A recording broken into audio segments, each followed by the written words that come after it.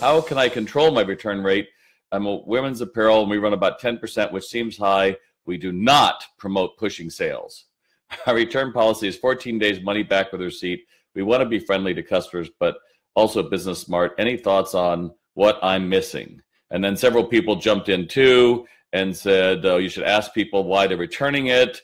And some people said, oh, it should only be 7 days with return. And, you know, the reality is pro customer is going to cost you money, right? So unlimited returns like Nordstrom used to offer ends up getting a lot of people who use your system. Totally get that. And notice even Nordstrom on their high-end items has a big tag, you know, something like that big that hangs out for, that says it has to be on here when it's returned. Like there's no way you can tuck it in or something like that.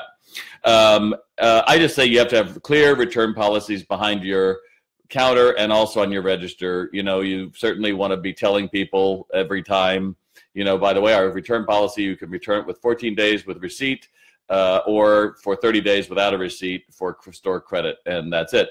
Having said that, you're going to have people who are going to, you know, demand that you take it back after a month and cause a scene. And let's face it, millennials like to wear it and return it. That's kind of on all sorts of blogs and all kinds of movies, and you know, threaten that they're going to give you a bad review and all that kind of stuff. So at the end of the day, and by the way, you know, if they bought it with Visa or MasterCard, you're going to have to give it to them anyway because that's your merchant agreement. So I encourage you to be proactive. But I have to tell you, apparel stores, the average is 6%. So if you're at 10, that's not so bad. Worry more about how to sell it, and especially when you tell me we do not promote pushing sales. The way to not have so many returns is know how to use a fitting room, and I have a whole blog on how to use fitting rooms.